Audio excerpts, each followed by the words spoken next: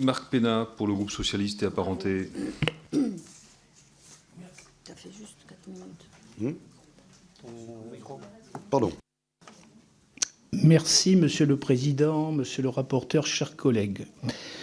Dans un zèle répressif coutumier d'une partie du bloc central, cette proposition de loi confond fermeté et brutalité, autorité et autoritarisme. Cette confusion, loin d'être anecdotique, est lourde de conséquences.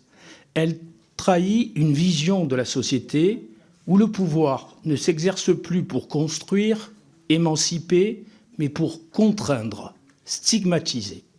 Après avoir agité le spectre de l'ordre sans contenu en devenant ministre pour occuper l'opinion, Gabriel Attal, redevenu député, s'attaque désormais à la justice des mineurs, sacrifiant nos principes fondamentaux sur l'autel d'une démagogie prête à satisfaire une nouvelle fois, on vient de l'entendre, le discours de l'extrême droite. Ce texte que vous présentez avec gravité comme la réponse ultime à la délinquance des mineurs s'inscrit dans une tradition bien connue à droite, celle qui préfère le bruit des coups de communication à la discrétion des solutions de fond.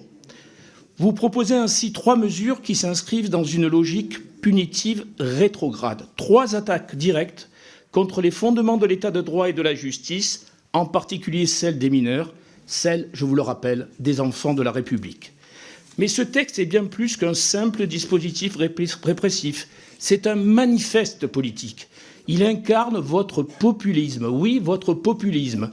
Une machine à dévoyer les principes républicains pour offrir des satisfecits à une opinion que vous préférez séduire plutôt qu'élever. En prétendant responsabiliser les familles, vous masquez bien mal le mépris social dont votre texte est imprégné. Il faut sans doute être né et avoir grandi toute sa vie dans le 7e arrondissement de Paris pour imaginer que la délinquance juvénile disparaîtra à coup de sanctions financières ou de travaux d'intérêt général imposés aux parents. Mais savez-vous qui vous ciblez ? Vous ciblez des familles souvent monoparentales, plongées dans une précarité écrasante. Croyez-vous sérieusement qu'en condamnant un parent pour n'avoir pas su empêcher les errements de l'un de ses enfants, vous apporterez une réponse digne ? En 2023, sur les 180 000 mineurs impliqués dans des affaires judiciaires, seule une minorité, contrairement à ce que vous venez de dire, était impliquée dans des crimes graves. La majorité des faits reprochés relèvent d'infractions mineures, souvent révélatrices des fractures sociales.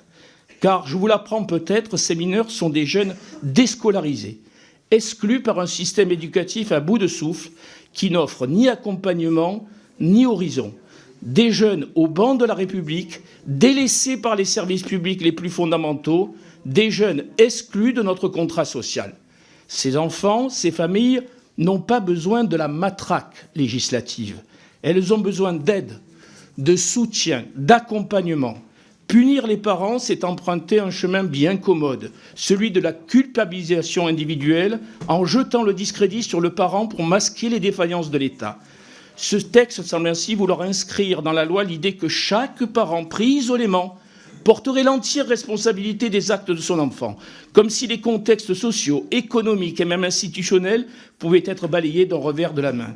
Une telle vision est non seulement erronée, mais profondément injuste. C'est bien cela que vous confondez dans ce texte, l'autorité qui émane d'une confiance collective dans les institutions et dans la capacité de l'État à protéger et à éduquer, avec l'autoritarisme qui s'impose par la peur et la sanction. Car l'autorité véritable, voyez-vous, ne se décrète pas. Elle se construit. Merci. Elle repose sur une société qui garantit l'égalité des chances. Vous proposez précisément l'inverse.